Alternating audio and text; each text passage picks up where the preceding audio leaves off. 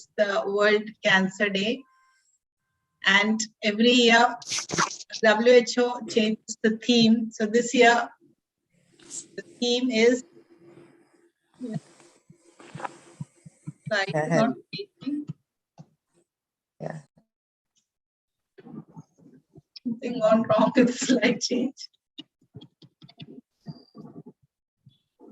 Yep. Slides are not changing. Can you share it once again, ma'am? Yeah.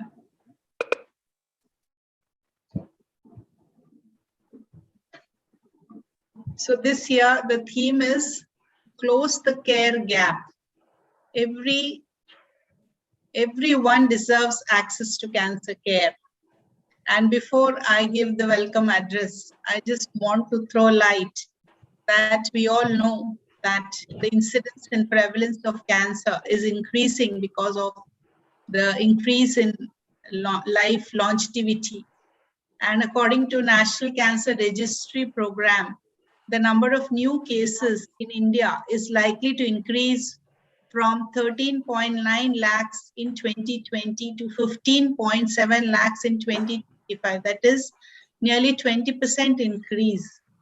And it is very important that awareness is created among everybody, from the layperson to the doctors, as to the newer therapies, the newer ways of management. So keeping this in mind, we decided to hold a webinar to address two important malignancies, the CA endometrium and the CA ovary.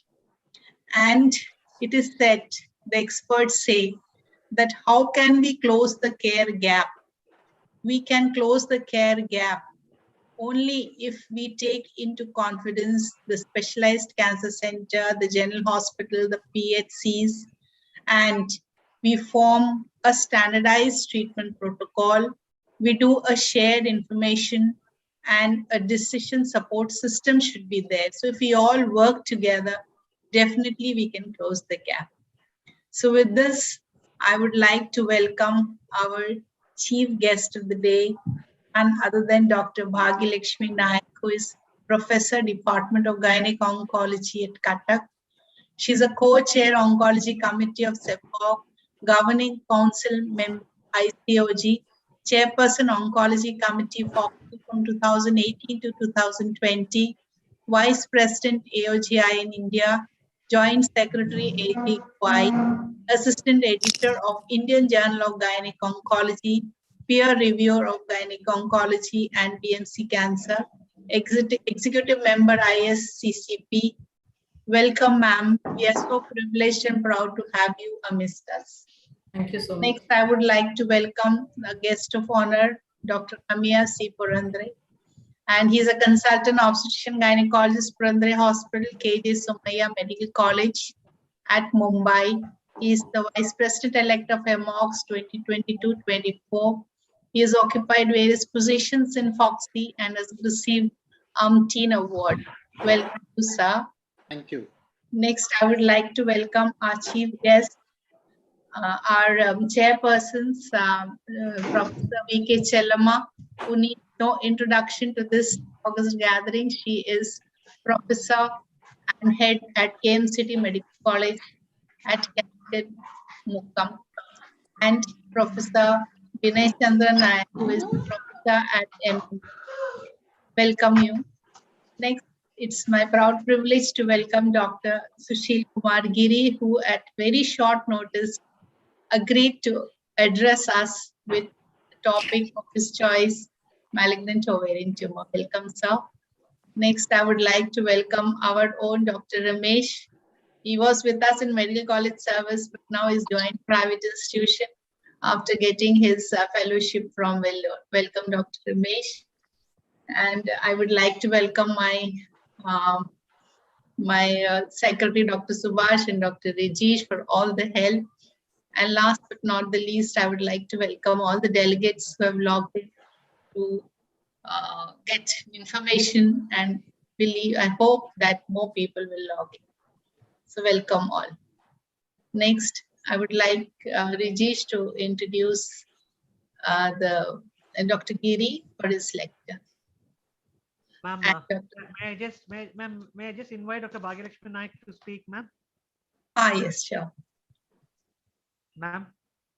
Yeah. So thank you very, very much for this opportunity. I think it's really humbling to be a guest like this. So, and with people, great people like Dr. Tamiya, Dr. Giri sir, everyone around.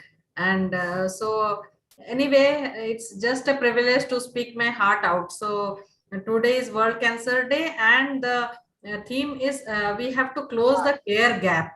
So I think there are three things which we would be addressing here. One would be prevention. So we have again two things for that. One is a screening and one is a vaccination. So that gap needs to be addressed. And then coming to treatment, that is again surgery and radiotherapy. So that gap has to be addressed, and palliative. So if you think that she has finished all the treatment, which usually happens because they come in very advanced stages, and when we see that nothing can be done, so we have to offer them something and not just let them go home like that. So palliative care should be offered to them, and for the pain relief, for the foul smelling discharge, and it's very, very important for all of us to know about something about end of life care. So I'm really privileged that we have two professors from the medical college who will really would be instrumental in changing the curriculum a bit about addressing the problems of these patients, especially gynecological cancers. And so taking you to the lanes of Ramayana, I think when the bridge was being made, there was a squirrel who was doing a little work. So I think if we can't make the whole bridge, still we can be a little squirrel, so that this treatment gap can be bridged. And then looking at the topics, I think too much is going on cervical cancer, but this endometrial cancer and ovarian cancer are now emerging as killer diseases. So I think you very aptly chosen topics, and so I think we'll be really enriched at the end of the webinar, hearing to Dr. Giri sir and Dr. Ramesan. And thank you again, Dr. Subhas and Dr. Jyoti, for giving me this opportunity. Thank you so much. Thank you so much. Very much, ma'am. Thank you very much. Before I invite Dr. Amay Purandare, may I ask Rajesh, please, Rajesh, can you please help me out with the excellent sound? We can't hear the Subhash. Yeah. Request Dr. Amaya. May I have the... Yeah. May I request Dr. Amay Purandare sir to please kindly address us. As you all know, Dr. Amay Purandare sir is the second vice president of the Association of Maharashtra Association of Gynecologists for 2022-24. I also had the privilege of working under sir when he was the founder joint secretary under Dr. Nandita Parshekar. So it's been a privilege, sir, to have you, and please address us. Thank you so much. First of all, I'd like to thank Dr. Jyoti and Dr. Subhash for giving me this privilege to be guest of honor for this very important CME on this very important day, that is World Cancer Day. I think first of all, let's look at the positive because we know that cancer can put you in the negative more often than not. But let us look at positive, and I must congratulate the efforts and the vision of my dear friend Dr. Bhagyalakshmi Naik, whom we worked together and who was very motivated to do work on cancer. Like she said, she's not a squirrel. She is like an elephant. The work that she had, the heart that she had, the passion that she had. So Bhagyalakshmi, once again, congratulations. With the help of Bhagyalakshmi, we went to the unreached part of India because the metros, the educated class, like she said, is well aware about cancers in women. So we need to go to that. Friends, as Foxians, we must be extremely proud of our achievements. The cancer cervix story, I think, is one of the most realistic stories of the victory of public health in prevention of cancer. With screening, we have been able to identify early cancer. With Pap smear, we have been able to reach using even our paramedics to obtain the samples so as to make sure that we are able to detect cancer at its earliest. And last but not least, with dedicated cancer services, we have been able to show to the world that if there is a will, there is a way. and we will fight against this cancer. Last but not the least, Shekharan sir is here and he will agree with me that a lot of our impetus goes on preventing maternal mortality. Yes, that is the priority of the nation. But cancer-related mortality also should be prioritized and should be reduced as much as possible. I think effort should go in that way. It is a dream of every obstetrician and gynecologist that he or she prevents maternal death. But we must also prevent death from cancer as far as possible. And then, hence, we must pledge as Foxians to do our bit, whether it is small or large, to ensure that every woman is made aware about cancer, does not neglect the symptoms, is treated earlier, and she is followed up to prevent any form of post-operative or post-follow-up problems or recurrence. So let, as Foxians, prioritize cancer in women as one of our key priorities in providing healthcare and making sure that as India progresses in various other fields, we need to progress here as well. We saw that with screening and with vaccination, we have been able to fight COVID. I think it's time we also look at the age-old story of cancer as well, because screening and vaccination are also a key part of treating cancer in women. So thank you once again. And it's been my pleasure to be addressing you and wish you all the best. I think it's going to be an excellent CME, great speakers.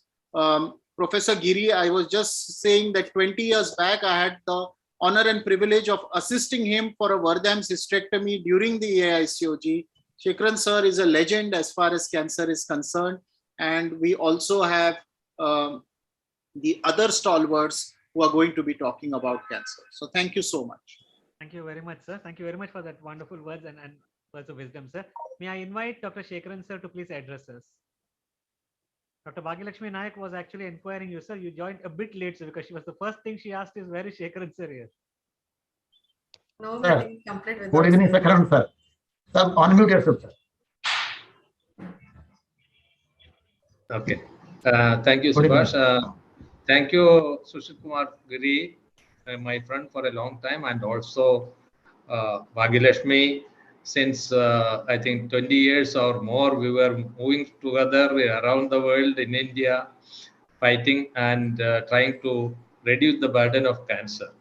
So thank you, both of you, because you are in the forefront of trying to reduce the burden of cancer in various parts of India. The recording has stopped. And we are sure that today's deliberations on both, and also Dr. Ramesh from Bangalore, if I am not wrong, is also there to talk on endometrial cancer.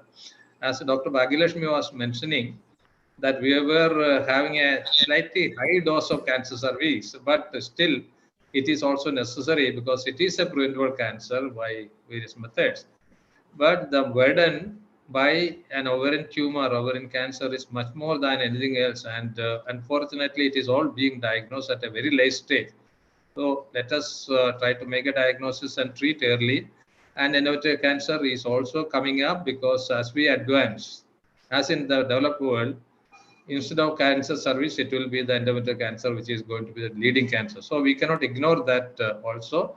Thank you, Dr. Giri, as well as Dr. Bhagyalakshmi and Dr. Ramesh for joining our webinar. And thank you, Jyoti, for giving me a chance to talk. Thank you. Thank you, Purandare. So I think this we can start off.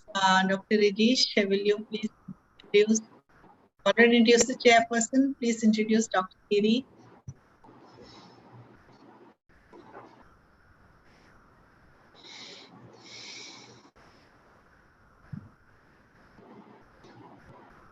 We'll start with the session.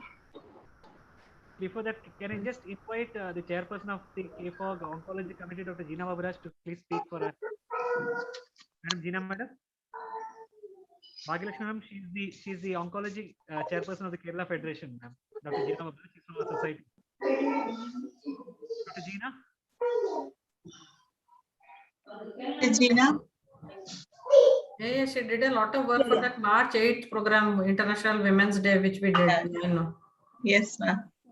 Dr. Gina? Yeah, madam, can you hear me? Yes, yes. Welcome, Yeah, I Gina. have to congratulate you for the extensive work for the International Women's Day program in March. Madam, thank you, madam. Thank you very much for hearing such a comment from like madam, like Shagrishmi madam. It's an honor for me. And thank you, Jyoti madam and Subhash for giving me this opportunity in the presence of this Bhagyalakshmi madam and Purandare sir for saying few words. And respected dignitaries and senior members of the profession and my friends. And this COGS is doing wonderful work for the prevention of cancer cervix. And that Jyoti madam is the instrumental for starting the HPV vaccination drive in all the medical colleges in Calicut district. And in COGS, the first time in Kerala, COGS is starting a VIA-based screening program in association with NHM, all the women in Calicut district. So that is the first project in Kerala. So I congratulate Madam and Subhash and all the COGS office bearers for doing such a wonderful work. And I also wish all the success for the future endeavors. Now we are moving to the cancer, ovarian cancer, and CA endometrium also. So thank you once again for giving me this opportunity. Thank you. Dr. Rajesh? Thank you, Gina madam. The topic is overview of management of malignant ovarian tumor. We have Dr. Sushil Kumar Giri.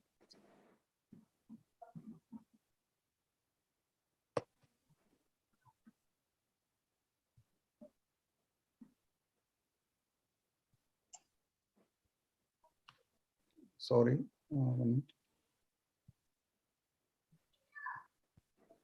Sir is former professor and head of Department of Gynec-Oncology, AHPGIC, Cuttack. Sir was the president of AGOI 2009 to 2011 and organized many national and international conferences in Gynec-Oncology. Sir has been the faculty for many live operative workshops across our country and has been a member of AGOI, IGCS, ESGO, FOXY, IMA, and many other organizations, and has been instrumental in the organizations. And Sir has been the peer reviewer of IJOG, Indian Journal of Surgical Oncology, Cancer Report Review, and Journal of Global Oncology. Has delivered oration in ICOG Thrissur and Lifetime Achievement Award by Association of Gynec-Oncologists of India in 2021. Sir has more than 50 national and international publications to his credit and contributed chapters in many books, journals, and focuses. Welcome you, sir, for your talk. To chair the session, I invite Dr. Chalma Madam and Dr. Vinendra sir. Welcome you, sir and madam. Thank you. You can please share the screen, sir. Elama madam wants to speak anything. Already, good evening to all of you. The guest of honor, Dr. Bhagyalakshmi Naik and Dr. May Purandare, and thank you for joining our webinar and also facilitating our program. And already Dr. Sushil Kumar was already introduced by Dr. Giri, Dr. Rajesh.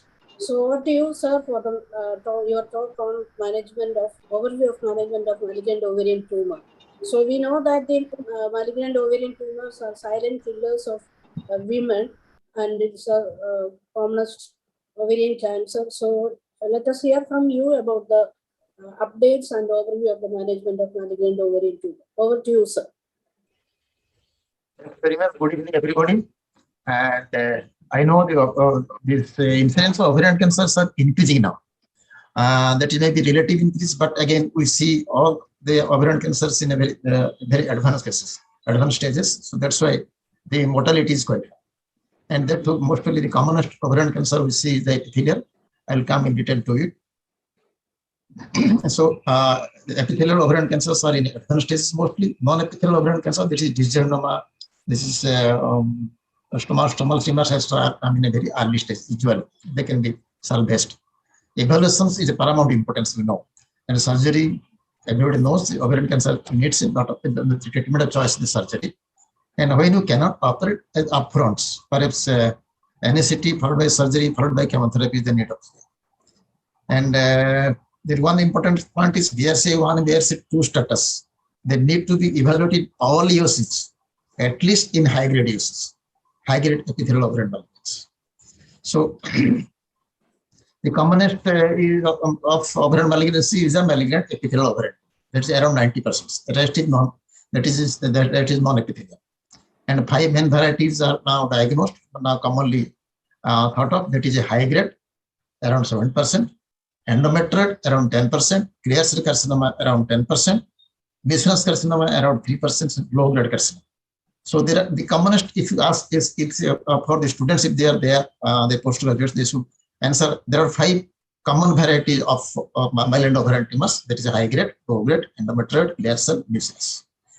So to make a little bit of pictorial side, the low grade tumors are very slow growing. We can say type 1 tumors and encompass all the histologies, including low grade serous carcinoma, low grade endometrial carcinoma, mucinous carcinoma, and some clear cell carcinoma. They come under type 1 cancer. So clear cell carcinoma in endometrial carcinoma, and this endometrial carcinoma, it comes under high grade. But in ovarian, that is comes under type 1, that is almost a low grade tumor. And they are chromosomally stable, but they evolve through a stepwise pattern from borderline. So there is a pre-invasive stage. One can think that there might be borderline stage. When type 2 tumors, it is usually high grade. They rapidly evolve, and they include mostly high grade serous carcinoma, high grade endometrioid carcinoma, carcinosarcoma, undifferentiated carcinoma, and some clear cell carcinoma also. They have no recognizable precursors in the ovary. And there is widespread DNA copy number changes are usually found in this epithelial ovarian malignancy. So what are the clinical features? Early stage disease is often asymptomatic. They do not come with much of symptoms. By the time diagnosis is made, it is in the higher stages, that is stage 3 or stage 4. The commonest early feature is bloating and changes in the bowel functions. Might be loose motions, might be constipation, all things are there. But these symptoms are being ignored by the patient as well as the care providers, us. We also ignore that usually we avoid. So this is what they tell. The malignant ovarian tumor, early stage, the whispers. There's a whispers, only you have to listen it. If you listen it, then you can just go on investigating and you can find out which cancer in very early stage.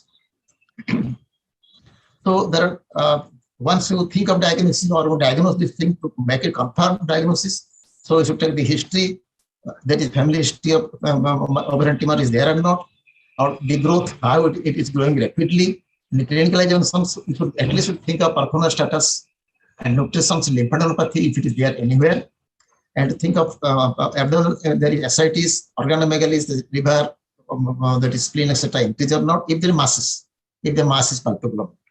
And all the gynae examination one should do for vaginal examination or rectum also.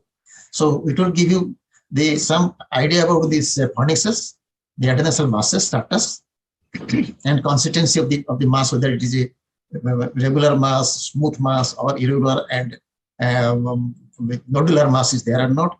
We should know whether it is bilateral or unilateral. That can be assessed in early stage tumors, and whether the tumor which is there is fixed to any structure or not, either to uterus, to other structures are there. We should know it. What are the other investigations going to do? Ultrasonography should be done in early stage diseases mostly. And here one can think of going for IOTA. IOTA gives you whether it is a benign, borderline or malignant or metastatic. That can be done. If it is a good IOTA person is there, here she can find out whether we are dealing with a very early stage ovarian tumor that is a benign, borderline or malignant. Then next comes, if it is we found in the very advanced stage or going to operate or going to do any conservative surgery, something like that. So CT, contrast analysis CT, MRI, PET-CT. PET-CT is not always required. It is required only to know the extent of disease in a mostly recurrent setting. And we should know with this imaging, we should know what is the is there any metastatic disease elsewhere in the abdominal cavity. So, and this will decide whether this is case to be is operable or not operable. And there are tumor markers, plenty of tumor markers are there. That is CA125, CA 19.9, HE4, etc. HE4, if there is an adnexal mass, nodular adnexal mass, and you find HE4 is raised, usually CA125 is raised in endometriosis and ovarian malignancy. If HE4 is raised, one can think most probably you are dealing with malignant ovarian tumor. So accordingly, one should plan it. So the other endoscopies, it is the upper GI endoscopy, colonoscopy, laparoscopy, that is not always required, but it is required when it is required. This is laparoscopy. This is the laparoscopy finding. You can see that the disease that there is biliary deposits everywhere in the uterus, tubes, ovaries, etc. So this will give the diagnosis whether we are dealing with malignancy or not, whether it is operable or not. But in WHO initiative is there that is when a woman of 40 years come with ovarian tumor, so go for a CA125 and CA examinations. If she is come less than 40, we should at least 4. The 4 investigations, 4 markers should be done. That is CA125, AFP, beta SCG, LDS. Because below 40, usually we get non-epithelial ovarian malignancy or mixed ovarian malignancy. So what are the principles? It is in assumed early stage. Early stage is very difficult to know whether it is early stage or advanced stage. So we assume that we are dealing with early stage disease. So we should treat with surgery. So which will confirm that yes, this is early stage disease or not. There is no radiological workup is usually effective. Cannot know whether any radiology will give us the diagnosis whether it is a early stage disease or advanced stage disease. But in advanced stage disease, the complete resections of all the tumors to 0, that is called R0 or residual 0, will give a potential cure for the patient. If you cannot do the R0 resections, we may not be able to give a cure to the patients. So what is the benefit of that is a cytogenetic surgery? So what happens when there is an advanced stage disease and we try to remove this ovarian tissue or deposits elsewhere? So what happens if you remove them in the polyvascular tissues and chemoresistant clones will be removed? So the rest, which will be there somewhere in the microscopic diseases, will be very responsive to chemotherapy drop. So that's why the purpose is to do surgery to the R0 resections. Then question comes, who should operate? It's a very, very, very $1 million question. So NCCN recommends an evaluations by a oncologist for all patients with suspected ovarian malignancy. So when a ovarian tumor is suspected to be malignant one, whereas a gyne-oncologist or a oncologist trained in gynecology, a gynecologist trained in oncology should try to operate on it. Because appropriate staging is done in 97% cases if staged by gynecology oncologist, 52% cases if staged by general obstetrician and gynecologist, and 35% cases if staged by general surgeon. So these are not my versions, these are versions of different journals. So a better prognosis if surgery performed by gyne-oncologist, there is a NCCN 2020. So any ovarian tumor diagnosed or suspected to be malignant or malignant one should be treated by gyne-oncologist or gynecologist or any surgeon who is trained in gyne-oncology. So what are the management is a surgery, or you can do primary surgery, you can do neoadjuvant chemotherapy followed by surgery, or after surgery you can do adjuvant therapy. Adjuvant chemotherapy, adjuvant radiotherapy is now very rarely done, and I don't have much experience on this. So now, before coming to this, there are different definitions of the surgery. So there are different definitions of the primary surgery, interval surgeries, secondary surgeries, revision surgeries, and different things are there. So I try to make a little bit of precise one. That primary surgery means the primary surgery should be done in a very early stage or in advanced stage disease. It's done for the first time. So, and the revision surgery, when a person has done a surgery which is suboptimal and you plan to go for surgery followed by chemotherapy, this is called revision surgery. And interval surgery it is again a part of primary treatment. When we are going a cytogenetic surgery after biopsy, supposing a case has come with advanced stage disease and we have done only biopsy, then plan to go for a surgery, chemotherapy, that is, and after that we go for surgery, that is called interval surgery. Or if somebody has done a primary suboptimal surgery and we want to give the chemotherapy followed by surgery, followed by chemotherapy, is called interval surgery. And secondary surgery is undertaken sometimes after completion of primary treatment. Okay, so there are again 2-3 things here. There. One is second look laparotomy. This is a cytogenetic surgery in clinically cured patient. So it is after completion of prime treatment is rarely done because we have got a lot of imaging facilities to know whether there is a disease is there inside or not. We can know after the radical surgery. And secondary targeted surgery is surgical debulking of recurrent disease after clinical remissions of primary treatment. So if you want to go for a surgery in a recurrent situations, and there are different criteria, I will come later on. So one can think of going for a secondary targeted surgeries.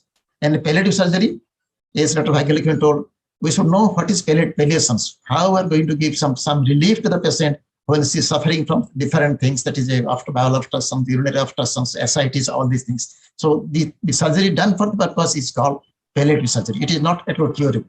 So primary surgery, again, I say this is for stage 1 and stage 2 diseases. This is surgical staging, and it can be done conservative, that is radical or conservative. So and for advanced disease, the other is called CRS, cytoreductive surgery or tumor radiative surgery. They can done in primary setup, that is upfront. In interval surgeries, the suboptimal stage patients, you will give chemotherapy followed by surgery, or upfront you give chemotherapy followed by surgery is called interval surgeries. The revision surgery I have already told, and somebody done suboptimal staging, we want to make it complete staging, then we go, it can be called as revision surgical stages. So what is the goal of the primary surgery? I have told earlier, this is confirm the diagnosis. Surgical staging, the extent of the disease, evaluation.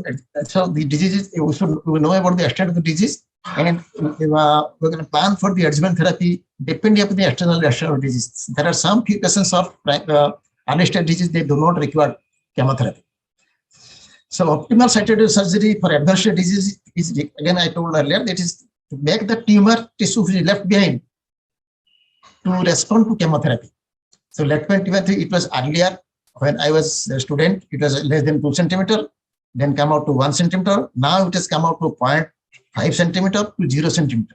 I'll come later on what is the definition of all these things. So this is again a nice guideline. So now question may come that whether we can do laparoscopic surgery or not. Yes, it can be done. Nowadays it is now thought that it can be done. But question comes, it should be in expert hand, but if there is chance of stage 1 A disease or B disease become stage 1 C disease, C1, C2, C3, anything can become. So, but better to go for a laparotomy, that is a open surgery. So this is vertical midline incisions. One should think of either ascites, think of whether if SLS should be sent for cytology, or if there is no ascites, we should do multiple was cytology should be sent. Complete abdominal inspections and palpation should be done. Excision and biopsy of the suspicious areas of lesions to be done. Multiple intraperitoneal biopsy when no lesion is there. So, and the next question is the hysterectomy, BSO. ESO in conservative surgery, if you are planning for conservative, only unilateral circumoperative can be done. And intraocular omentectomy, if the omentum is not involved, total omentectomy if omentum is involved, and lymphadenectomy and appendectomy. And but appendectomy is there are a lot of controversies there. Sometimes they think that miscellaneous carcinoma they require appendectomy, but there are a lot of controversies. So don't be. Which is for students, they can say appendectomy should be done mostly in miscellaneous carcinoma. And you see with lymphadenectomy what happens? 30% of early stage disease do have positive lymph nodes. So now if you do not do lymph node, now we understand the disease. If you do lymphadenectomy, we can offset the disease, accordingly plan the chemotherapy, etc. So one should be very much careful about that, removing the tumor without capsule rupture. And 10-year survival is 56 to 78%. And again, it depends on completeness, whether you have done R0 recessions or R1. So lymphadenectomy in early stage. So this lymphadenectomy is part of surgical procedure. So it should be done in early stages to just test the disease, whether lymph nodes are present, positive or negative. It may be avoided in expansile miscellaneous carcinoma and non-epithelial carcinoma. Usually miscellaneous carcinoma, it was told that it should not be done. But again, now it is told that it can be done in infiltrative miscellaneous carcinoma, it should be done. And even in unilateral epithelial ovarian malignancy, bilateral lymphadenectomy should be done. And parietal lymphadenectomy up to renal vein is This is the renal vein. The paralympectomy should be done. And this is the intersinus ligament. This is the inflammatory artery. And but during the surgery, this is the pelvic lymphadenectomy is done. We should be careful about this. There's a bilateral double ureter.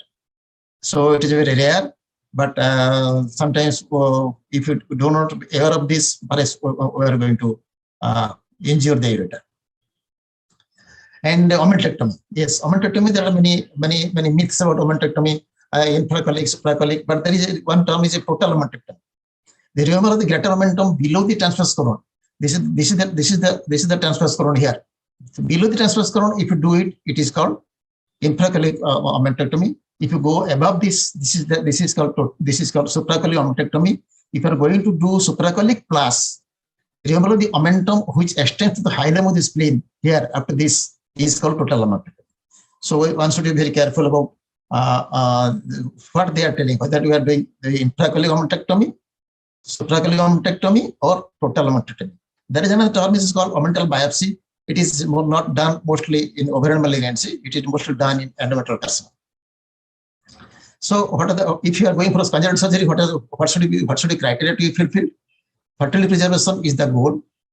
And one should take the consent and counseling for the treatment with strict follow-up has to be done, and there should not be any degenerative gonads. So, in unilateral malignant germ cell tumor, any unilateral sex chromosomal tumor, any unilateral borderline tumor, and stage 1 A, B, grade 1, grade 2 invasive epithelial carcinoma, they can undergo that is a fertility conservative surgeries, the USO, and all the staging procedures to be done. So what has to be done? Meticulous surgical staging, negative, but there should be negative peritoneal washings or negative omental biopsy. So USO should be done, and unaffected ovary should not be biopsied, because it leads to adhesions, which will again hinder in fertility issues. Biopsy may be done if suspicious and covered with Intercept to avoid adhesions. So if there is suspicious and you are not very sure whether to leave it or not, so it can be done and it should be covered with Intercept. But ovary conjure should be removed after childbearing in epithelial ovarian malignancy, not recommended in non-epithelial ovarian malignancy. And these are all non-epithelial ovarian malignancy. These are all young patients, and they've come with their children. So now, then question comes: primary surgery for advanced ovarian disease. So this is advanced. This is the POD deposits here. You can see the deposits are there. So again, these midline incisions after the sternum should be done. Exploration of the abdomen. All primary tumors and metastatic diseases are removed to a minimum residue of less than 0.5 centimeters, preferably to R0, means zero residue should be there.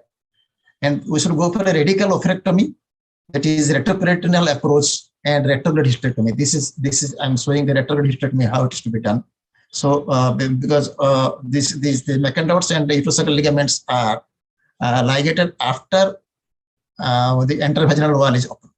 So this is what happens by the time we remove the deposits in the pouch of Douglas. So usually in pouch of Douglas, the ovarian tumor is not very infiltrating in that way. It remains intraperitoneal. Does not go to the retroperitoneal unless there is no decision is there. So you can easily bring out this peritoneum of the rectosigmoid, and by the time you can save sigmoid, recession of the sigmoid. But question comes, it gives little, there is a lot of chances that there is a lot of disease may remain, and if there is chances of recurrence might be there. Even if it looks looks so that yes, I have removed everything from the sigmoid colon and the POD, but there is chance that it may recur. So then question comes, what is radical oophorectomy? So radical oophorectomy means, so this is for I'm telling for the postgraduates, not anybody else. So remember, all pelvic tumor is termed as radical oophorectomy. Retroperitoneal approach to removing the pelvic extension of ovarian cancer and the internal genitalia, means uterus, ovary, etc., along with ill tissue and block. Remember, so there are types of radical oophorectomy. You can see type 1 is the disease is just in the POD. It can be removed. without injuring or without resecting the rectosigmoid, or if it is there injured, it can be repaired there. Type 2 is a pan-pelvic disease. Disease is totally frozen pelvis. So enveloped is a recession of the rectosigmoid, and this is a common practice if the disease is frozen, the pelvis is frozen. And type 3 is rarely done. Recession of a lower urinary tract, complete partial recession has to be done. They are usually a type of excentricities. So rarely it is done. It is needed. If it needed, we should do it, but it's rarely needed. So primary surgery for the advanced disease, what do they do? Hysterectomy, total mastectomy, appendicectomy, and the recession of the rectosigmoid, small intestines, splenectomy, cholecystectomy, as and when required, segmental or lobular liver resections, peritoneal stripping when extensive peritoneal malignant implants are there. When there is peritoneal disease, we would go for total peritoneectomy has to be done. And diaphragm stripping when there are deposits in the diaphragm, we should do the different. And there may be some injury to the diaphragm, it can be repaired easily. And no need of lymphadenectomy in both pelvic and aortic recessions is not required. In case of advanced disease, there is no need of doing for lymphadenectomy, because the Lyons trial, 2017, they saw there is no benefit of doing lymphadenectomy in a case of advanced ovarian tumor. Rather, we should even if there is 56% cases, it comes out to be positive. But there is no advantage of doing lymphadenectomy in advanced stage ovarian malignancy. And only if the bulky nodes are there, it should be removed, because they will not be sensitive to chemotherapy. So residual tumor, that is a dictum. Residual tumor more than 2 centimeter is as good as doing biopsy. So if you are removing the tumor more than 2, leaving behind the tumor more than 2 centimeter is as good as doing biopsy. So there is inverse relationship with the tumors, residual tumor and outcome. So these are all the incisions, and this is the momentum. This is the tumor here, and these are the momentum diseases are there. And these are all this is the diaphragm dissection, this is the envelope dissections. And I just wanted to say, yes, there is another term, there is a fallopian tube carcinoma is there. We have got a good number of around 20-25 cases. It is very rare, but is fallopian tube carcinoma. They can present as ovarian malignancy. And these are all the pelvic peritoneum removed. These are all periperitoneum picture of this. So a role of lymphadenectomy. Residual tumor more than 1 centimeter, if you do primary surgery, there is no benefit of lymphadenectomy. Bulky node removal is beneficial, and even if primary surgery or advanced stage surgery. Lymphadenectomy is a staging procedure in early stage ovarian malignancy. There is no benefit of lymphadenectomy, rather it increases the morbidity in advanced ovarian cancer. So now question comes adjuvant therapy. What the adjuvant therapy we give? All stages and all types except stage 1A, stage 1B, grade 1 and grade 2 serous, mucinous, endometrial carcinomas, non-epithelial carcinomas, and borderline tumors need chemotherapy. I say almost all stages and types except stage 1A, B, and grade 1, grade 2 serous, mucinous, endometrial carcinoma, non-epithelial carcinomas, and borderline carcinomas, they need chemotherapy. So what are the chemotherapy to be given? In epithelial ovarian malignancy, paclitaxel, different doses, 6 cycles should be given minimum. And there are other targeted therapy, maintenance and recurrences, that angiogenesis inhibitor, that is bevacizumab, and PARP inhibitors can be given in BRCA1, BRCA2 positive cases. And one high-tech method is coming in a very big way, and that is now recommended in a case of when you are doing interval debulking surgery, that is followed by IV chemotherapy. So in a non-epithelial ovarian malignancy, BEP is the commonly used, and it should be given 3 to 4 cycles, not more than that, because bleomycin can cause pleural fibrosis, lungs fibrosis. So now coming to little bit of algorithms. If it is you are dealing with a primary ovarian tumor or suspected ovarian adnexal mass, so you should go for the clinically. You should go for TBS. You should go for the IOTA studies. You can think of going for MRI and a meteor marker. In a gynecological mass more than 5 centimeter size in premenopausal, or more than 7 centimeter in postmenopausal, and more than 7 centimeter post and premenopausal needs surgical evaluations. This is gynecological mass, and there may be non-gynae masses. So if non-gynae mass is there, refer to the surgeons. So if it is a benign one or borderline or malignant one, if it is a benign one and fertility is a question, So conservative surgery may be done with laparoscopy. If on HP comes out to be malignancy, go for revision surgery, chemotherapy, etc. Fertility not desired, for the laparoscopy or open oophorectomy plus minus hysterectomy can be done. Malignancy encountered, laparotomy and referred for adjuvant therapies. If it is a borderline or malignant tumor on finding out the investigations, so one can think of if it is operable or inoperable. If it is operable, laparotomy, frozen sections, then surgical stagings, and then cytotoxic surgery, or one can think of adjuvant therapy after that. If it is inoperable, go for NACT, interval debulking surgeries, and adjuvant chemotherapy. So then question comes, if it is advanced stage disease, again, patients is medically fit, go for primary cytotoxins, and 6 cycles of IV or IP chemotherapy can be given. If the persistent disease or progressive disease is there, after this experimental protocol can be done or palliative care to be done. If there is no clinical evidence after this chemotherapy, then then one should wait and watch, or we can think of maintenance chemotherapy depending upon BRC or so. If patient is medically unfit, we can think of neoadjuvant chemotherapy. Usually 3 cycles, you can give 4 cycles also. If there is no response, again experimental, that is a trial draws can be given. The response to chemotherapy is there, one can go for interval debulking and go for chemotherapy 3 cycles.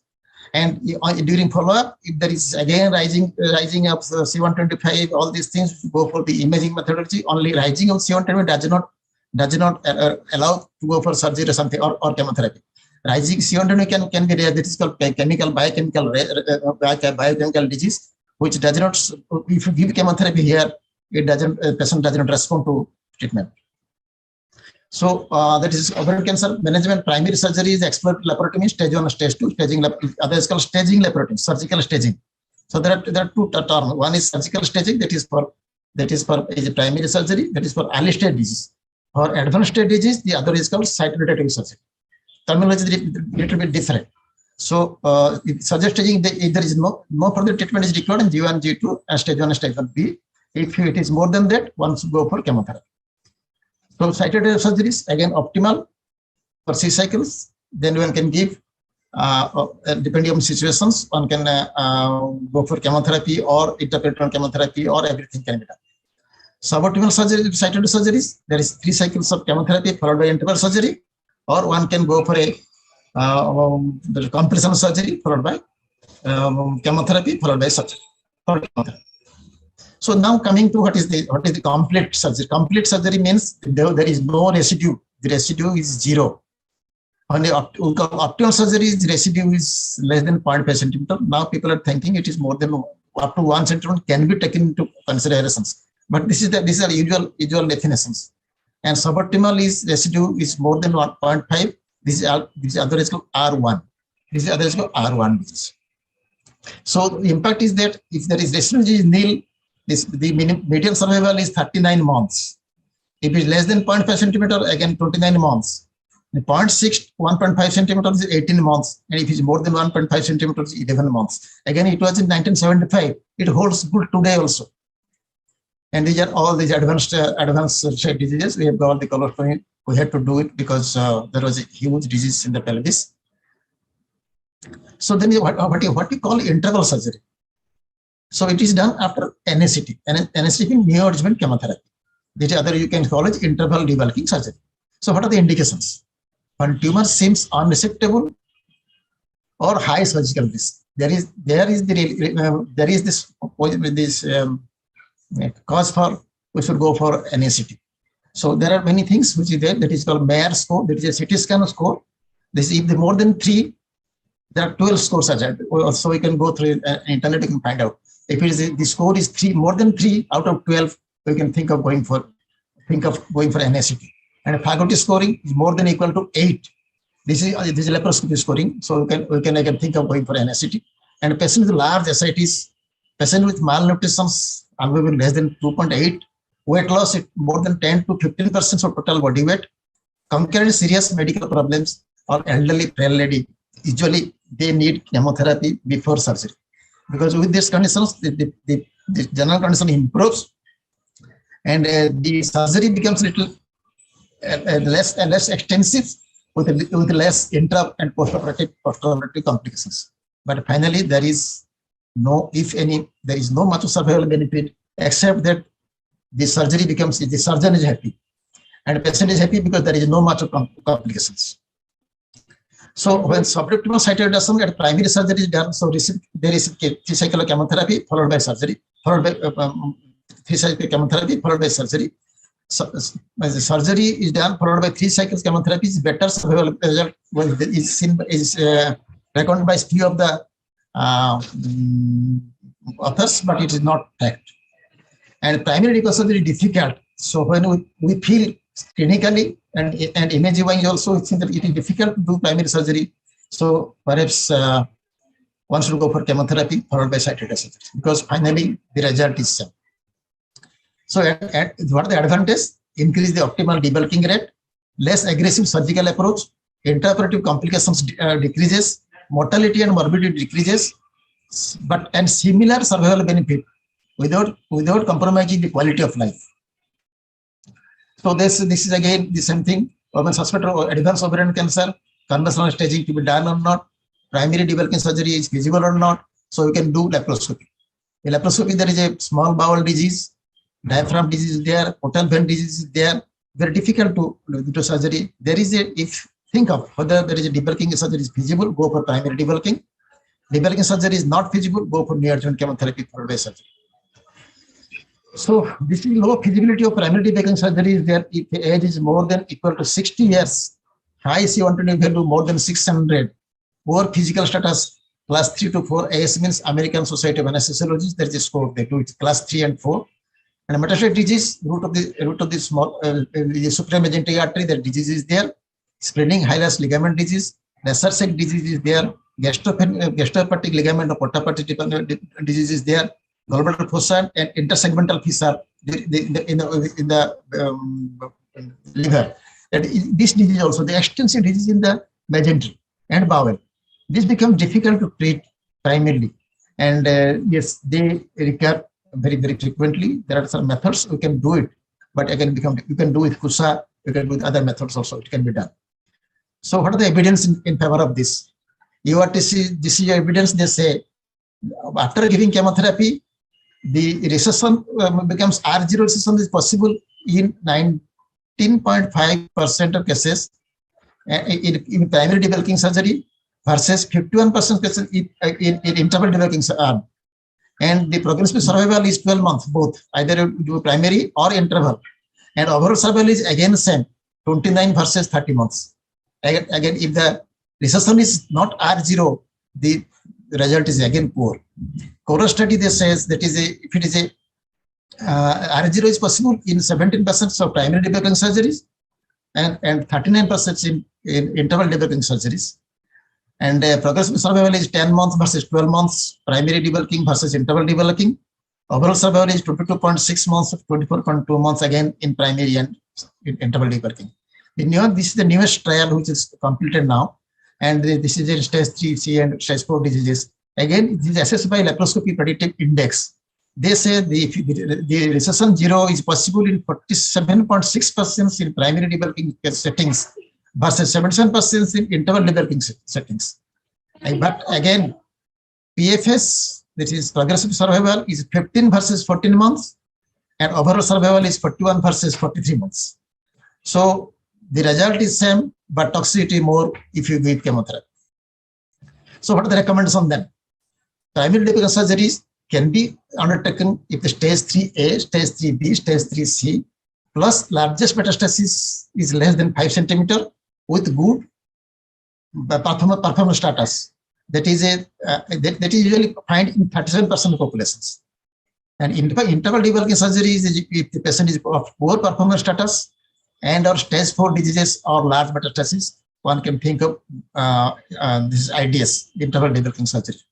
But there is a gray zone. Gray zone here the good PFS is there. Here the poor PFS is there.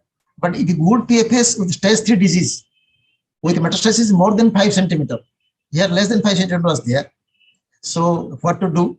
So the TRUST trial is coming up, and the result will be 2023, and they most probably will be able to get this answer out of that. And once you know, this is interesting, the chemotherapy response score assess histological effect of the ovarian cancer after neoadjuvant chemotherapy.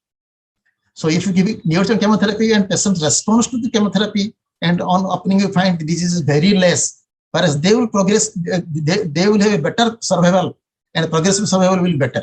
This is again a score that the sensitivity of chemotherapy to the disease. Then secondary surgery, it may be second-look laparotomy or laparoscopy, secondary cytoreduction, and palliative surgery.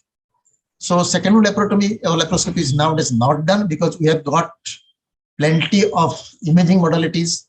That is, the definition is to assess the disease status of a person with no clinical evidence of disease and normal tumor markers after completion of the treatment. So this was earlier to be done whether we have our treatment is effective or not. It is not done nowadays because we can know whether disease is there inside or not by doing imaging methods. So it is effective when patient is less than 55 years of age. The recurrence interval is more than 6 months since last treatment. Optimal initial cytoreductions and tumor bulk is less than 5 centimeter. Ascites is less than equal to 5 ml. And in the first settings, there should be a complete clinical response to clinical. This is heparin-based chemotherapy has been done. So there is to substantiate this. There's a new there's a desktop 3 trial which is now it is over in 2020. It has come out. The patient with PFS more than 6 months, and this progressive survival more than 6 months after first-line chemotherapy with a positive AGO score means ECOG performance status score is 0, ascite is 500 ml or less, and complete resistance at initial surgery has been done. The result is median overall survival is 53.7 months with surgery and 46.2 months without surgery.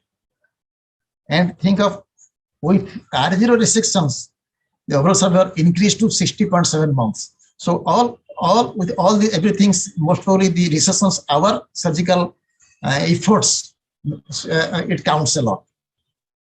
So palliative surgery is some of the after persons, colostomy, chest tube or pleural effusions, drainage of acute ascites. The purpose is to add life to days, not days to life. So follow-up is to determine treatment responses, early recognitions and prompt management of treatment, complications is there or not, and early detection of persistent or recurrent diseases, collection of data of efficacy, and completion of treatment. So we should know, this is purpose is to know all these things. They every 3 to 4 months, every 3 to 4 months, 1 year, first year, 4 to 6 months, 3 to 5 years, annually after 5 years.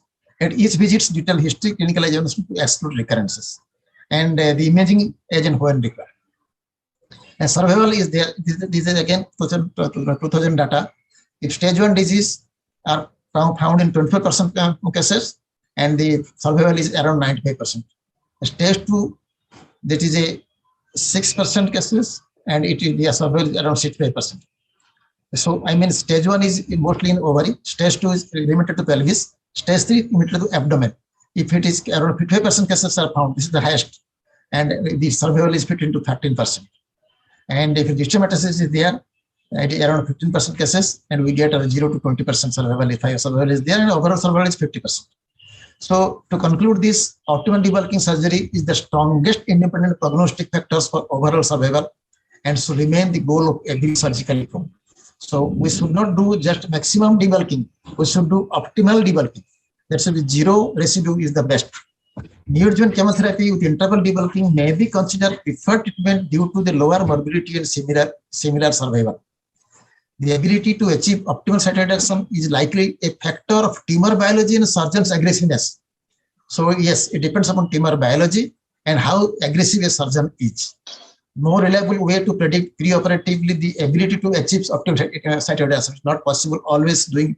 And one can know whether, if you say that I have done R0 assessments, and after that if you do CT scan, you can find out the disease is there. So it shows that if I boost myself that I have done this, I am doing the wrong things. Secondary cytoreduction in the appropriate patient populations may be associated with improved survival. Thank you very much for patient listening. Thank you. Thank you, sir, for very much so elaborate and excellent talk on the management of malignant ovarian tumors. You highlighted everything about the details about the surgery, primary surgery, secondary surgery, and the reworking surgery. And it was very much evidence-based because we included the latest trials like that is a Scorpion trial and the Dextro trial. And also, I think you mentioned that it will be very useful for the postgraduates. So I'm sure that the postgraduates are very much benefited by your talk. So I want to ask a question. You highlighted about the epithelial ovarian cancer. So what about the germ cell tumors? Germ cell tumors are good tumors. Means they usually come in a very early stage, usually unilateral. So it can be and usually occurs in younger age, younger females, those who are not completed families. So and when one family question is fertility sparing surgery. Yeah. So we can do fertility sparing. I will mention that we can do fertility sparing surgery can be done, and we can follow up with the that is BP regimen for 3 to 4 cycles. And usually I have got I give you the photograph of the ladies with the child. Is they're all germ cell tumors mostly. A lady with a child. Yeah, they're germ cell tumors. See, she was studying in class 10 when she came to me, and we operated upon her, and luckily it came out to be X-shaped tumor with huge hemorrhagic ascites, and we operated and did this conservative surgery, gave chemotherapy. She came after 3 to 4 years with after marriage, and then have children, and they were she has 2 children now. So anyhow, she is to come now. She's almost you can say it was 10-15 years back. She's doing good job. She's doing good. Thank you. I think there are no questions in the chat box, so that it shows that your talk was very much effective, and all the doubts are cleared by your talk itself. Thank you, sir. Thank you very much. Vinendran sir.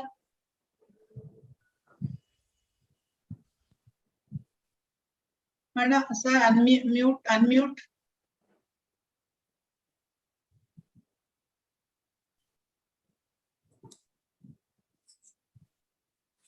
Can't hear you, sir.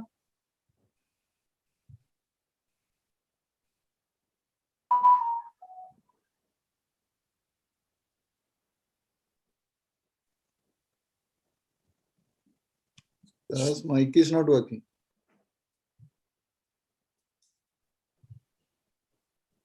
Bhagilakshmi madam, you want to add something? Bhagilakshmi madam.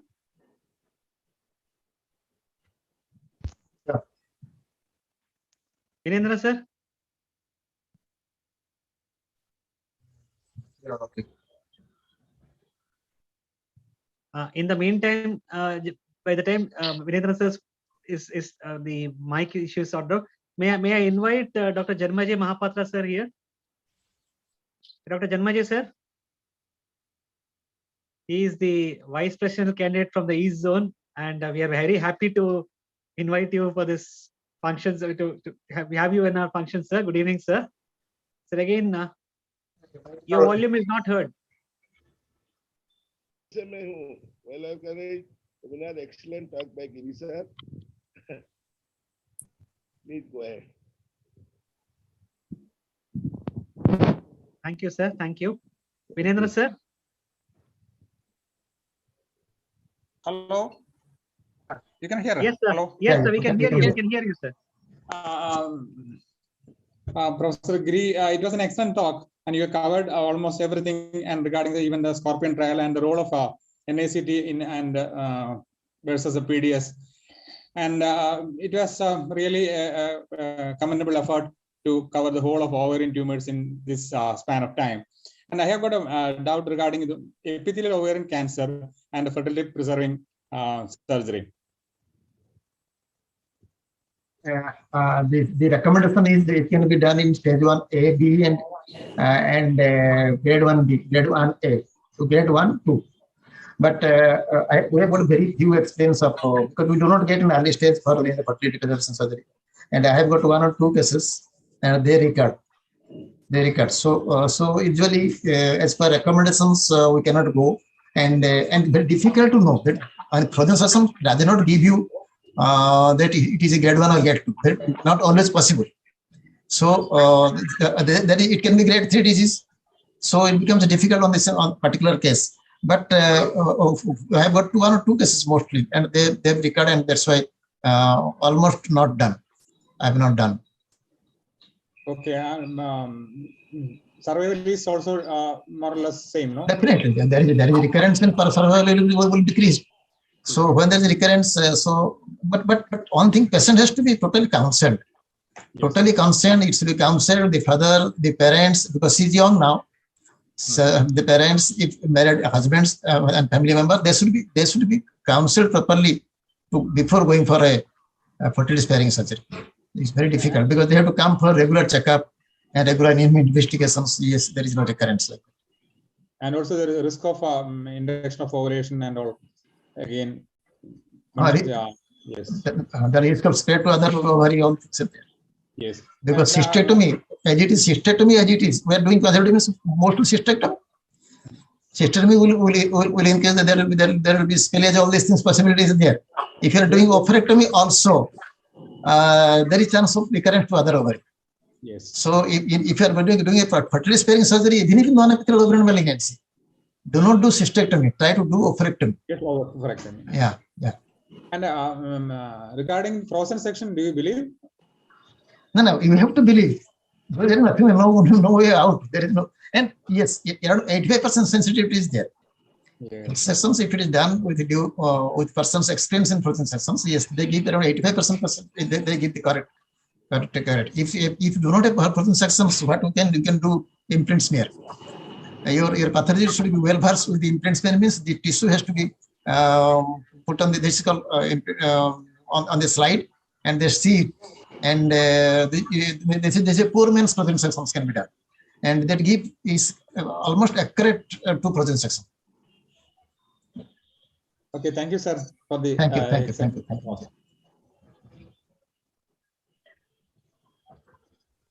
Bhagyalakshmi madam wants to add anything? I just wanted to add how you could understand that I wanted to add something. Yes, because very recently we had a case, especially about this epithelial ovarian cancers in the young. They are really very, very notorious. And when you leave the other ovary, I think you are just sitting on a volcano. You don't know when it is going to recur. So it needs a lots of counseling, because I think in this consumers era, I think doing that is also very, very risky, number one. And number two, in these young patients, when they are also prone to have some kind of genetic alterations also. So in case that's possible to do some kind of study for that, it will be good. Because many times, only I think last week we saw a girl who had she had a epithelial ovarian cancer, had a conservative surgery, and then she recurred in the other ovary, then she had chemotherapy, and now she has come with the same histopathological lesion in the cervix. So I think she had some genetic problem which I think was not explored. So I think it's just like sitting on a volcano when we are doing a conservative surgery for epithelial cancer in young girls. Madam, can I ask a question? So little deviation from here, we have a lot of screening methods for cervical cancer. So almost all the organizations does not advise routine screening in general population, but in high-risk cases or genetic BRCA1 or 2. So, and also many of the diseases, because of the lack of screening, many of the diseases are diagnosed in the late stage. So it affects the prognosis of the patients. So any suggestions from this organization, from your organization, for screening of ovarian cancer? Little deviation from here, even though it is related to ovarian cancer. So you are asking me this question? Yeah, you can answer. Okay. So I think there has been many international trials which have shown that actually screening in the general population is not saving lives. So I think awareness is one thing, and sir has already told that there are symptoms, because we think they are asymptomatic, but that's wrong. There are symptoms. They go from the doctors to doctors. Like most of the time, they would have some kind of dyspepsia and go to some GI doctor. Vague symptoms they are having. Yes. So I think that should give us a clue. And taking a proper family history, that is again another thing. And of course, now if you have this genetic testing, if you could do those tests, I think you can screen these women. So that's the only thing. And when we are doing I think salpingectomy, when salpingectomy could also help. And when you're doing a tubectomy, counsel the women and do a fimbriectomy. So that could also go a long way, because ovarian cancer incidence is rising. So we were just talking about cervical cancer, but ovarian cancer and endometrial cancer incidences are rising. So because of that, I think PCOS is again a very notorious thing. Endometrial cancer is more, and ovarian cancers are also, PCOS is also a predisposing factor because of the hyperestrogenism and all those things. So I think these are the small tips that we can do. Thank you. Thank you, Dr. Giri. Thank you, madam. I think we can move on and we can go for the next topic. Rijish, please introduce our next speaker. Madam, next talk is on current concepts in surgical management of endometrial cancer. And to talk about this topic, we have Dr. Ramesh CK, our own consultant in gynec-oncology. Now he's working in Astomims, Kannur. He has completed his MCH recently from CMC Vellore and has joined back. Welcome, Ramesh sir, for the talk. You can share your screen.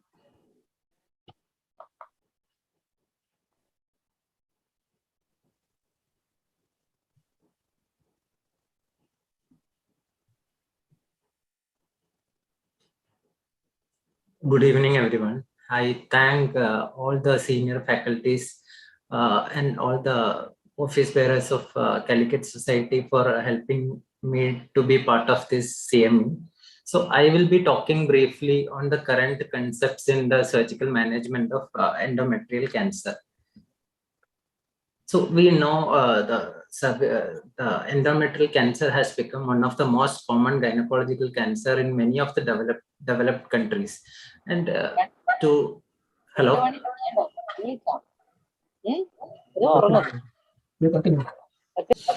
There are mainly two types of endometrial cancer. One is type 1, which is estrogen dependent cancer with very good prognosis, and other is the type 2 estrogen independent cancer, which is having a poor prognosis. And to say, surgical staging is the mainstay of treatment, and with some need for adjuvant radiation and sometimes chemotherapy.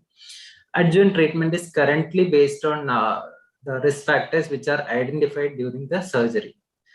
And another recent addition is molecular risk stratification, which is very promising but not very much available everywhere. So the major points I will discuss in this presentation will be: how do we go about early stage endometrial disease? How do we treat advanced disease with parametrial and peritoneal spread? What is the role of frozen biopsy? What should be the approach in the treatment of endometrial cancer? And some points regarding uterine preservation, ovarian preservation. How do we go about lymph node management? And the role of surgery in recurrence, and some points about obesity, which is seen in most of the endometrial cancer patients. So before planning the surgical management, what we have is an endometrial biopsy, which will tell us about the histology as well as the lymphovascular space invasion. And we will have an imaging, which sometimes will be an ultrasound or an MRI. So we have to categorize patients before our surgery into one of these risk categories so that we can decide what surgery we are planning. So the actual risk grouping can only be done after the complete surgery. But before surgery, we need to have some idea about the risk group to plan the surgery. So the low risk group is a type stage 1A endometrioid cancer with low grade histology. Means grade 1 and 2, and there is no LVSA or there is a focal LVSA. An intermediate risk group is 1B with low grade or 1A with high grade, and there is no LVSA or there is only focal LVSA. This type 2 cancers, which are just a polypoidal lesion without any myometrial invasion, is also comes under intermediate risk group. High intermediate risk group is stage 1 endometrioid with substantial LVSA or stage 1B and high grade 3. regardless of the LVSA, and stage 2, when there is cervical involvement, also comes under high intermediate group. Rest all comes under the high risk group. So this is how we categorize the risk groups. And we all know the FIGO staging. So in the FIGO staging, the recent changes are, previously it used to be stage 2 A and B. Currently there is only stage 2 with endocervical glandular involvement only should be considered as stage 1. And cytology, even though we are taking routinely cytology, the role is still uncertain, and we don't know the current prognostic role of cytology. So to start with surgical management of apparently stage 1 or 2 endometrial carcinomas. So regarding the approach, minimally invasive surgery is the standard approach at present, even including even in high risk endometrial carcinoma. I will discuss regarding little detail about this later. Other points are like any intraperitoneal tumor spillage should be avoided. The chances are like if we use an uterine manipulator during laparoscopy, there is chance of uterine rupture. So it should be, the manipulation should be very gentle so that there is no rupture, and morcellation should be avoided at any cost. Sometimes if the uterus is big and if vaginal extraction is at risk of uterine rupture, then other measures should be used, like a mini laparotomy to remove the uterus. Any tumor with metastasis outside the uterus and cervix on laparoscopy are relative contraindications for minimally invasive surgery. So the standard surgical procedure is a type 1 extrafacial hysterectomy with bilateral salpingo-oophorectomy without any vaginal cuff resection. A staging infracolic or mental biopsy or mentectomy should be done for type 2 tumors as well as grade 3 endometrial tumors. So coming to the lymph node staging, so there are different approaches for lymph node staging. Previously, it used to be systematic lymphadenectomy for all, means doing a para-aortic and pelvic and para-aortic lymphadenectomy up to the renal veins, from the external iliac nodes up to the renal vein nodes. It used to be done for all patients, but this is associated with a lot of surgical complications, like lot of surgical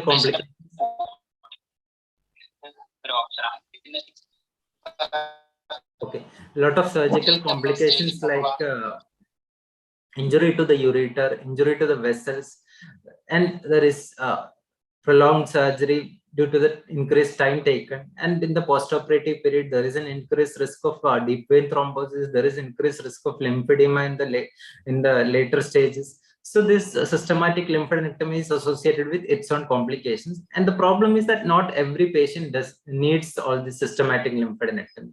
So there is another approach which was done in which is risk based. So there are many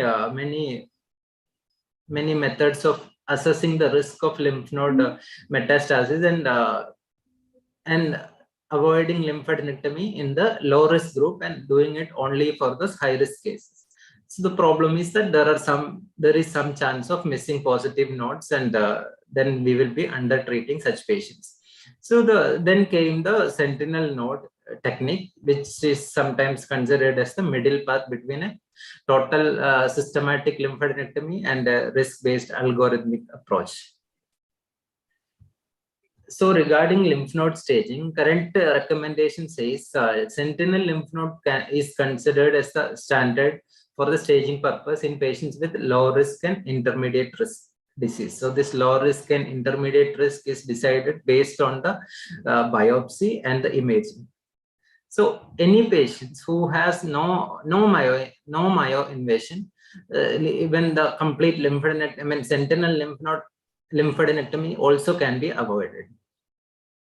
For those patients with high intermediate risk or high risk disease, complete surgical systematic lymph node staging should be performed. Even in this patient, Sentinel lymph node biopsy is an alternative. So what are the recommended techniques for sentinel lymph node biopsy? Indocyanine green dye with cervical injection is the preferred techniques, but no, it's not available everywhere. So blue dye and technetium 99 is also being used in many places, but indocyanine green or a combination of blue dye plus technetium 99 is having equal sensitivity as indocyanine green. Sometimes if there is no lymph nodes identified, a tracer re-injection is also an option. Another point is a site-specific systematic lymphadenectomy should be performed in high risk and high intermediate risk patient if the sentinel nodes are not detected in the pelvis. So if there is no sentinel node detected in the low risk or low intermediate risk, this systematic lymphadenectomy can be avoided. But for high risk patients, if we are doing sentinel lymph nodes, then we should do a systematic site-specific lymphadenectomy in such patients. And one important thing about sentinel lymph node biopsy is all these sentinel nodes should be subjected to ultra staging. It should not be the routine staging, it should be ultra staging. So in any patients we are planning to do a systematic lymphadenectomy, then lymphadenectomy from pelvis up to the para-aortic infrarenal nodal basin is suggested. In the lymph nodes, both macrometastasis more than 2 millimeter and micrometastasis are considered as metastatic involvement, but the significance of isolated tumor cells is still uncertain. So currently it is not considered as metastasis. During surgery, if we are finding that the pelvic nodes are very suspicious or very strongly suggestive of involvement, very large nodes, round nodes with surface involvement, then in such cases we should not be doing the systematic lymphadenectomy because it will increase the morbidity, and in such cases we should be removing only the enlarged nodes and staging the para-aortic region is recommended in such patients. So this is one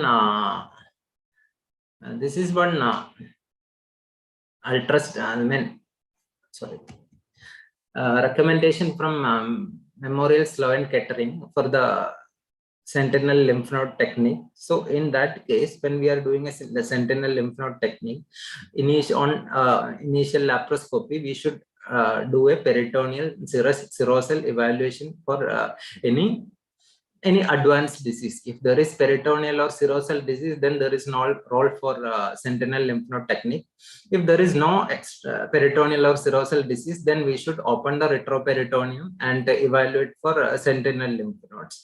We should remove all the positive sentinel nodes and it should be sent separately for ultra staging. Any suspicious enlarged node should be removed along with sentinel nodes. And if there is no mapping on a hemipelvis on that side, as I already told, a site-specific lymphadenectomy should be performed. And para-aortic lymphadenectomy is at the discretion of the attending surgeon based on the risk factors we already told. So what is ultra staging? Normally, as a lymph node is made in only one slide and a hematoxylin and eosin stain is being done, and if it is positive it is considered as metastatic, and if negative it's considered as negative. But in ultra staging we do initial one slide. If it is positive, then nothing more is done. If the initial HND is negative, then that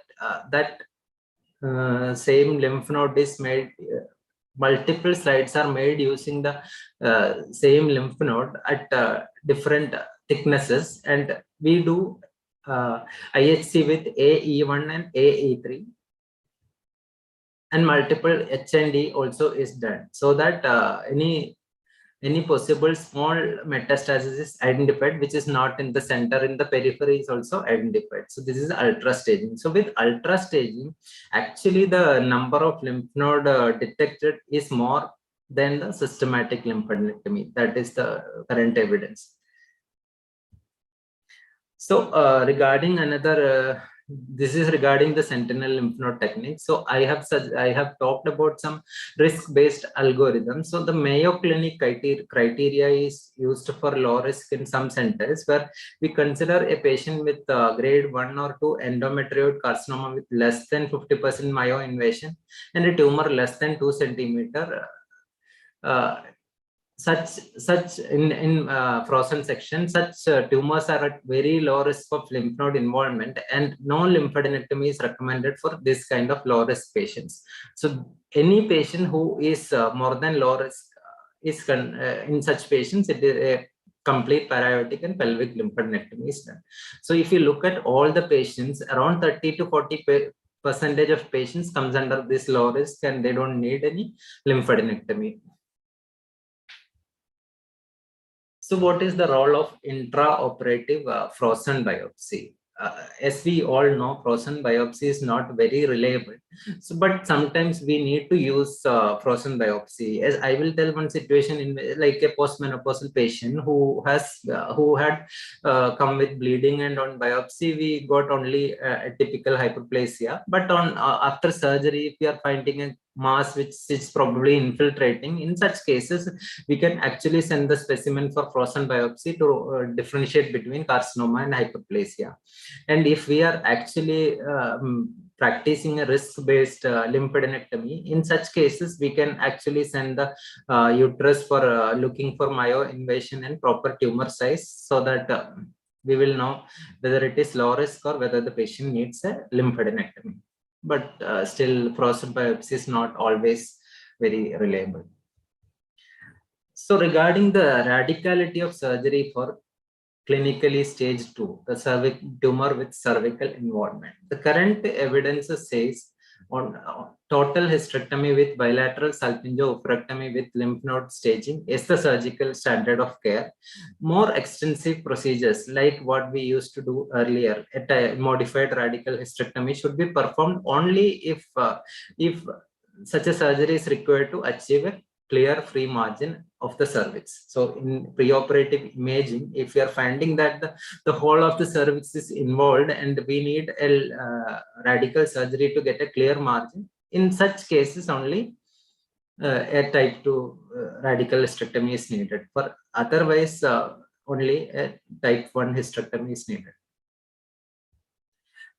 So what do we do for medically unfit patients who are not candidate for a laparotomy or a laparoscopy and lymphadenectomy? Such medical contraindications are usually very rare.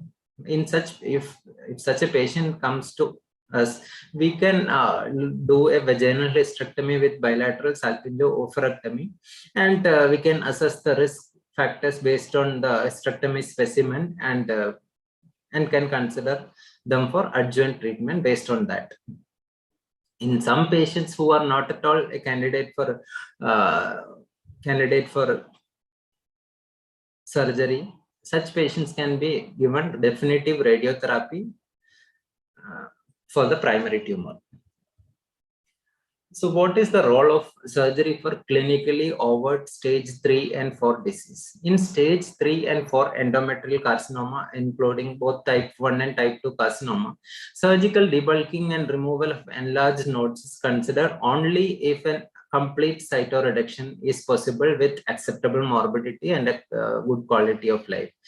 In such patients only surgical upfront surgery is recommended. If upfront surgery is not possible, such patients can be treated with primary systemic chemotherapy.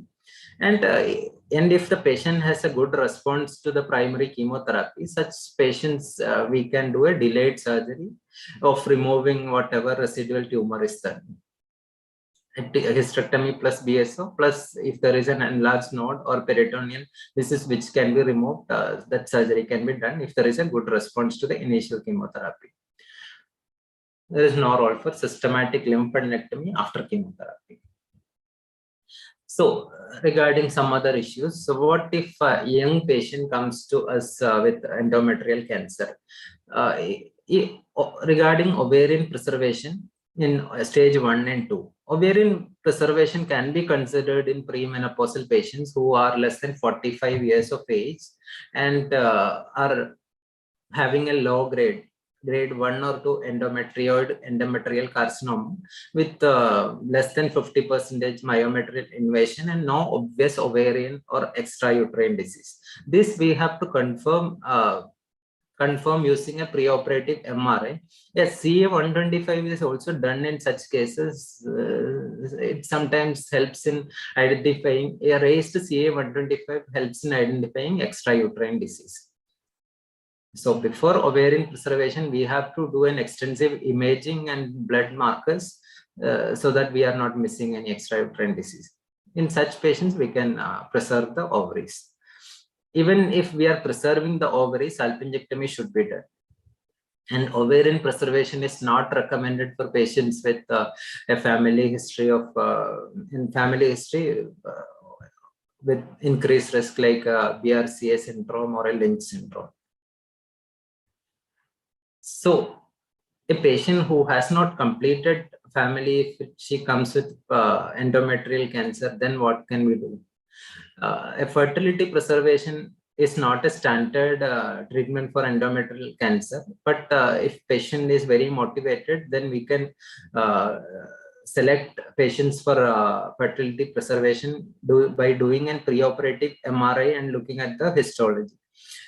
A stage 1A with no myoinvasion and no suspicious nodes and no synchronous ovarian tumor with type 1 endometrioid type tumor, grade 1 tumor. In this kind of patients, we can do fertility, we can preserve the uterus. So an MRI which says there is no myoinvasion, not even just 1A, there should be no myoinvasion. And there should be no nodes or no ovarian involvement, and it should be grade 1 only. So, and the patient should understand that this is not the standard of care, and they will need hysterectomy later after completing the pregnancy. The patient should be very keen on conception, and this patient should be evaluated for ovarian and tubal ovarian reserve and male factors before proceeding with the fertility preservation technique.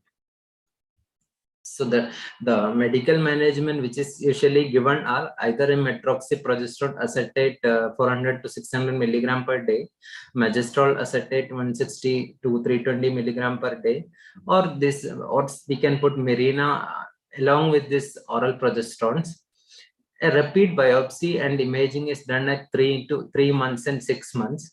If there is complete resolution in the imaging as well as in biopsy, we can consider for we can tell them to do artificial reproduction techniques so that they will conceive early, and once the pregnancy is completed, we can tell them to undergo a completion surgery.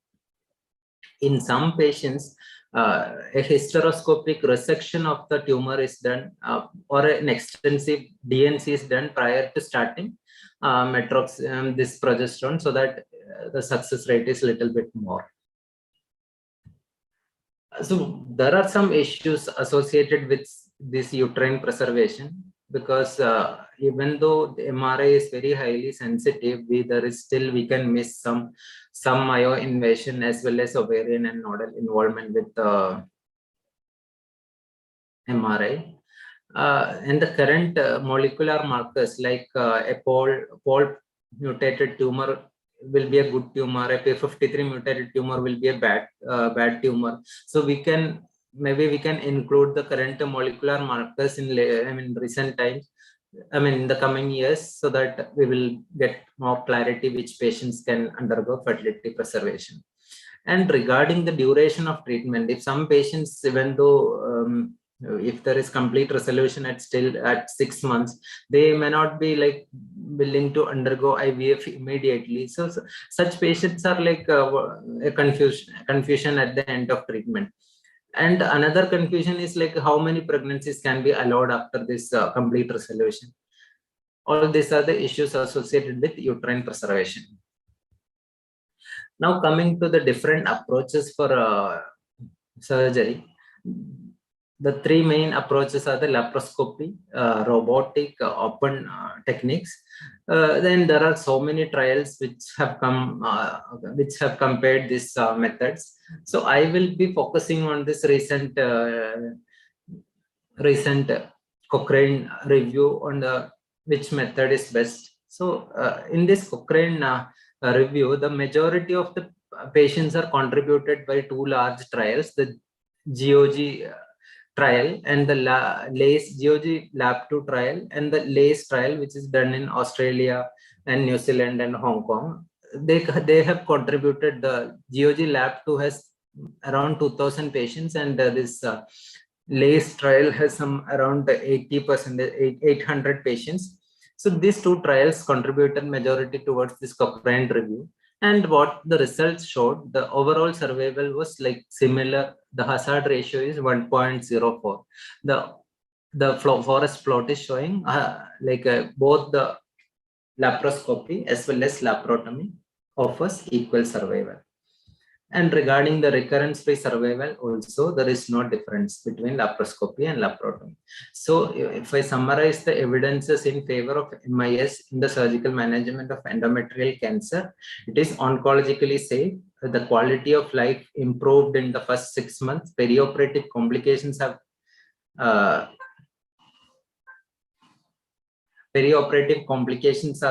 less with laparoscopy. Blood loss is decreased. Postoperative complications, perioperative complications not increased, but postoperative complications are reduced with laparoscopy. So regarding obese patients, what are the issues? In obese patients, sometimes we may need to adjust the placement of laparoscopic ports.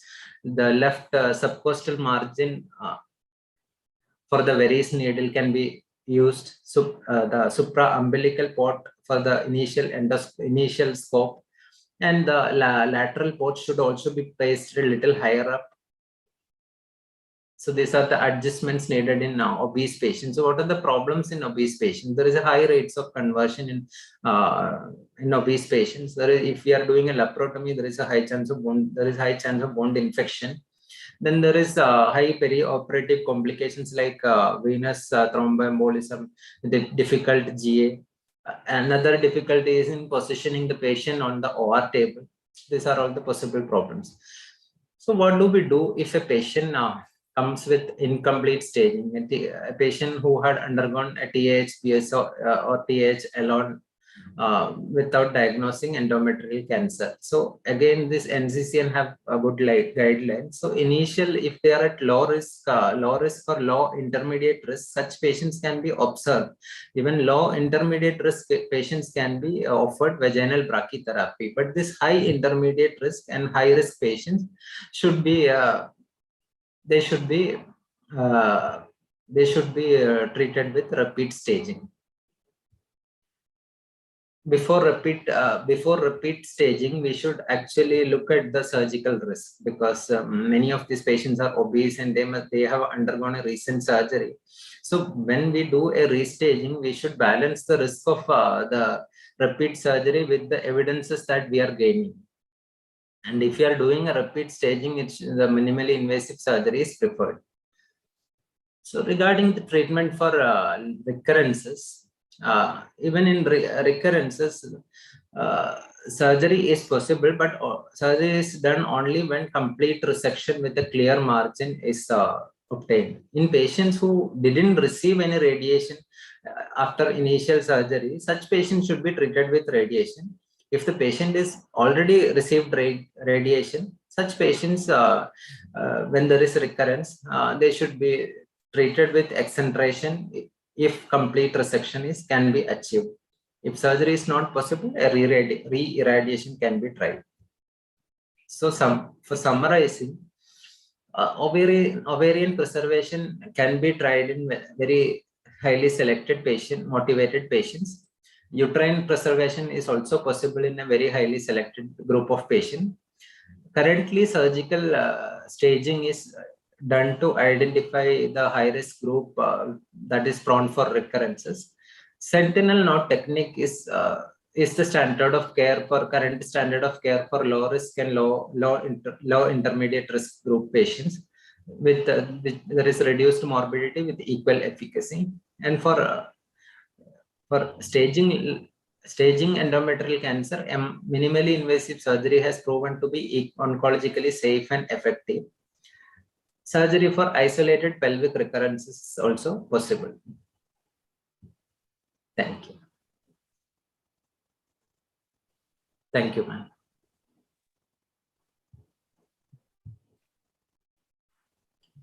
Will you stop sharing? Easy. Thank you. Thank you. Thank you, Ramesh, for the excellent coverage of endometrial carcinoma, starting from how to diagnose it, how to treat it, and in various situations, especially in fertility preserving situation and in the recurrence. And you have covered almost everything. I have got some doubts. The positive peritoneal cytology, will it affect the recurrence and the survival? Sir, I have in this last 3 years, we rarely get positive peritoneal cytology after staging. We haven't got, only very few patients had this cytology, but this adjuvant treatment and even chemotherapy or radiation therapy was not based on this cytology report. Maybe those cytology positive patients had some other risk factors to receive radiation or any adjuvant treatment. So I didn't see any single patient who just had cytology positive and no other risk factors. So I don't know how to comment on that. And especially in high-grade tumors or in clear cell tumors or serous tumors. Yes, so such patients already have a risk factor for adjuvant treatment after surgery. So cytology alone is not a deciding factor for such kind of patients. There are reports of recurrence survival reduced when the patient is having positive peritoneal cytology. If so, I am just asking, if so, why is it not included in staging, surgical staging? That's my doubt. And another thing is, you said in the sentinel lymph node, and if it is positive, it's positive, and if it's negative, you will go for ultra staging of the lymph nodes and find to have positivity in some major percentage of cases. If so, my doubt is, then what is the purpose in going after the paraortic and renal lymph nodes to remove the lymphadenectomy instead of going for radiation therapy post-operative? Sir, if the sentinel nodes are positive, then in such patients we are not doing is complete staging. Yes, and that I agree. But if it is negative, you'll go for ultra staging, no? Sir, I meant ultra staging means that further studying of that removed sentinel node alone. And, yes, then it found to be positive, is not? Sir, that ultra staging means it is on the only sentinel node. We are not removing any further nodes. Yes, sir. Supposing it is positive. You said ultra staging of the sentinel lymph node and it shows positivity, is not? Okay, sir. If that is so, that means micro invasion has already occurred to other lymph nodes also, is not? Yes, sir. Yeah. Then my question is, instead of going for all the lymphadenectomy, why can't go for adjuvant therapy? Sir, if the lymph nodes are positive, then we are not removing any further nodes. Yes, I agree. Because if you are taking a node that is negative and then you are getting the positive by ultra lymph node SPR, is not? Yes, sir. So that means clinically positive lymph nodes or sentinel lymph node, if they are positive, you are not going for other lymphadenectomy. Yes, but sir. Negative also shows positive deposits. Sir, that is what, sir. When we remove a sentinel node, it's in the same node, sitting, sir. It's in the same sitting. Same sitting. The point is that the positive sentinel node doesn't mean it's positive. The sentinel node which is tanned. So we bring out this sentinel node which is tanned. And from that sentinel node on the same sitting, then usually processation is not advisable. There are many points against it. But if after you remove the number of sentinel nodes. Sentinel node doing is important. They can get some unusual site. You can get the lymph nodes. So if the sentinel nodes of something 5, 10 sentinel nodes are found out to be all stand sentinel nodes are not positive sentinel nodes. Okay, there's stand for the dye, and we ask for we bisect and go for the biopsy. Yeah. The biopsy is positive, means it is metastatic. So don't go anywhere else. If it is not metastatic, then we go for the ultrastaging. Ultrastaging by around 200 micrometer, just cut it, and find out whether it is a micrometastasis or ITC or macrometastasis. So depending upon which, we go for the adjuvant therapy. So lymphadenectomy is not further done. The purpose is that. So it's not further done. So on that same issue, perhaps sentinel node gives you answer that if you have done the sentinel node is negative, means not metastatic, perhaps we can avoid doing anything else unless it is very high risk varieties. And high risk also sentinel node, I think it's not required. That is not much recommended. So it is mostly in the low intermediate and risk group. Sentinel node mapping is required. That is most important part. Is there any more question? Any doubt, sir? I just wanted to ask a question. Initially, we were told that we should ligate the tubes and we should not open the vagina and remove the cervix. Should we follow all these to prevent spillage? You can answer. Hello. Yes, ma'am. I didn't hear the question. I thought it is like we should be doing all the necessary techniques to avoid tumor spill. That we should be doing at all costs. But the endometrial cancer is little different from the cervical cancer. So then most of the time.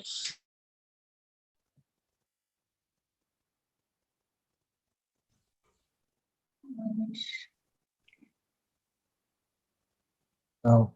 Hello. Ramesh, Hello, Dr. Ramesh, it was a very good talk. So a lot of discussion about the sentinel nodes and the lymph node staging of the disease. And it was very excellent talk. I want to ask one question, that is in endometrial hyperplasia with atypia in a young patient, what do you advise? So you have talked about the endometrial cancer, but here is a high-risk patient for developing endometrial cancer, endometrial hyperplasia with atypia in a young patient.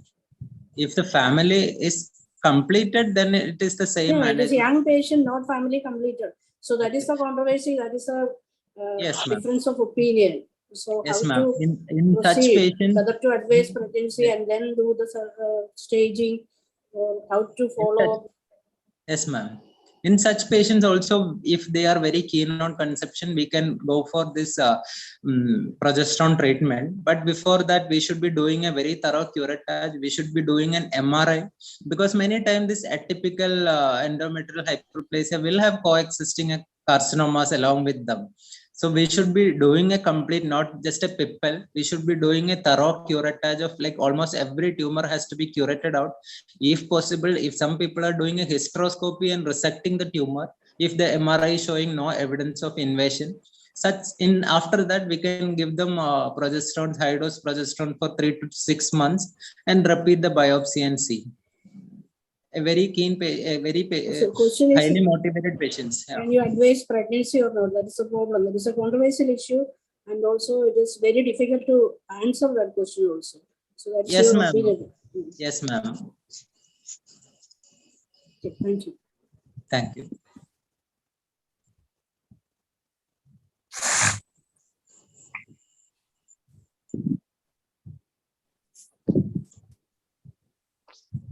Anything Bhagilakshmi madam wants to add? Yeah, I have 2 things to add.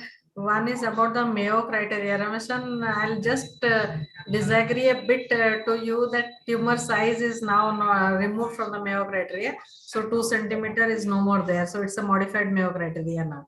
One thing. And about sentinel node, sir has told And about this atypical hyperplasia in young women, I think that's an issue, because again with PCOS and all, we are having an increased incidence of that. But I think LNG IUS is a very good thing for them. We can put them on LNG IUS. So, and of course you have to, as Rameshan has told, that you have to be very clear that there is no invasion. So even if there's a grade 1 endometrial cancer, you put them on a LNG IUS and do a biopsy every 3 to 6 months.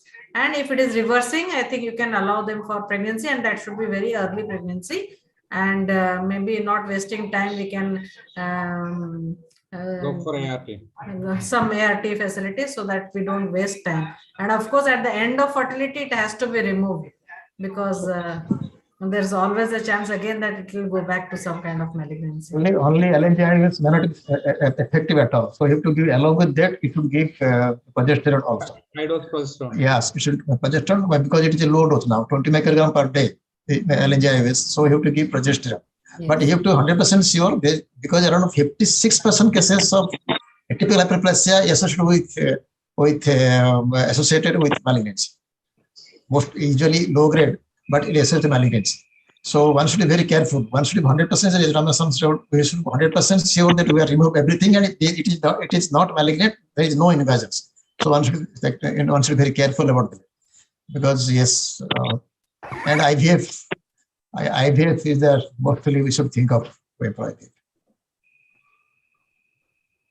I came across a study where they, when the women is more than BMI more than 40, they put 2 LNG IUS. Yes, yes. Yes, ma'am. I also have heard about it. Yes. So the BMI is much more than 3 LNG IUS. So LNG IUS versus BMI. That was an excellent presentation. I thank both the chairpersons and contribution from Giri sir, madam. Subhash. Hello. Subhash is there for the final vote of thanks. No bias. No bias. It was an excellent session. All the delegates appreciating.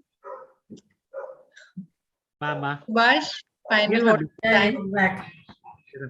Before I go to the final vote of thanks, ma'am, let me acknowledge the presence of our past president of KFOR, Dr. Gopinathan sir, Sridevi madam, and also I would like to thank Dr. Nishi Roshni ma'am, who had joined long time back.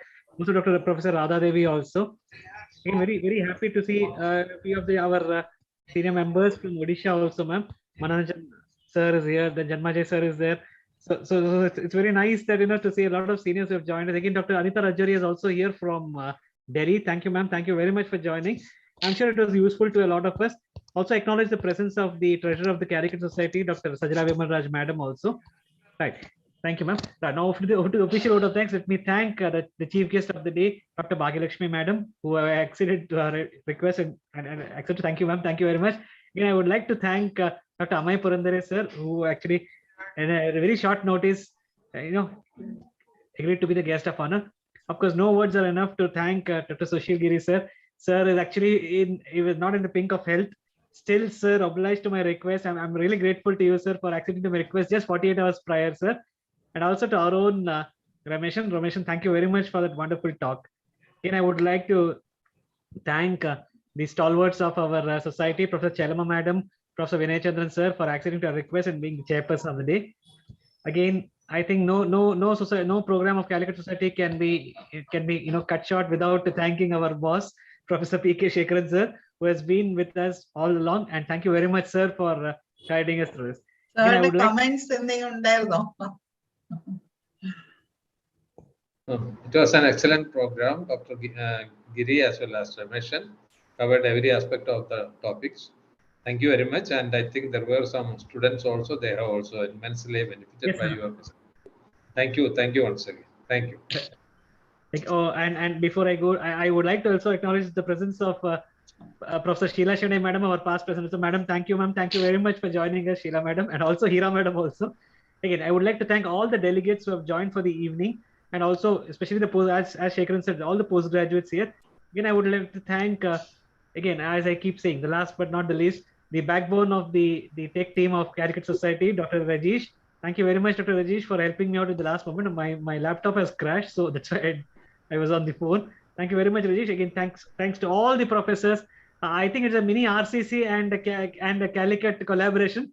It is very nice, RCC Cuttack and Calicut collaboration. Thank you very much. I'm really indebted to the whole team of RCC and Cuttack team. Thank you very much, sir, for this wonderful opportunity. Thank you, sir. Thank you very much. Thank you. And advance wishes to Janmajay, sir, for being elected unopposed as the Vice President for his zone, sir. Thank you, sir. Thank you. Thank you. Thank you so Thank much. you. Subash. Best wishes to Anita Thank you. Rogeria, madam, also. Thank you Thank very you. much. Thank you. Thank you, sir. Anita, madam? Charmila also. Yeah, Charmila Charmila. also. Unopposed. Yeah. Thank you. Thank you. And Shekaran sir's friends, sir. Dr. Neerja Bhatla, madam, also, sir. Okay. Okay. All three unopposed this time. Yeah, ma'am. Only from West Zone, ma'am. 3 are there. Three candidates. Okay. Okay, sir. Thank you, sir. Thank you very much. Thank you. Thank you. Thank you. Sir, once again, from the bottom of my heart, Giri sir, thank you very much, sir. Good night. Good night. I think even Janmajay sir is not in the pink of health. I think he's in some sore throat also. Thank you, Yes, sir. Thank you yes, very yes. much, sir. Thank you, sir. Okay. Thank you. Thank you. Jyoti madam, thank you very much. Good night. VC Thank sir, you. Thank you. VC sir, thank you, sir. Thank you, Thank sir. you. Thank you. Thank you. Chairman madam, നാളെ മുതൽ vote ചെയ്യണ്ടേ madam? നാളെ മുതൽ vote ചെയ്യണ്ട IMS. എന്ന് വരെ നാളെ 8 മണി വരെ ഇല്ലേ? അല്ല ഇത് മോക്കല്ലേ madam? അതിപ്പം ഇതല്ലേ mock. Okay. Subhash, I think that's an indication for us to leave. No, ma'am. We were just telling IMS, ma'am, because IMS mock elections are. For society. Okay. Chalo, good night. Thank you, Dr. Jyoti, Subhash, Ramesh and Thank you, Chandra. madam. Thank you so much. Thank you so much. Thank you, ma'am. Thank you, Jyoti, Good ma'am. night. Thank you. Thanks so much.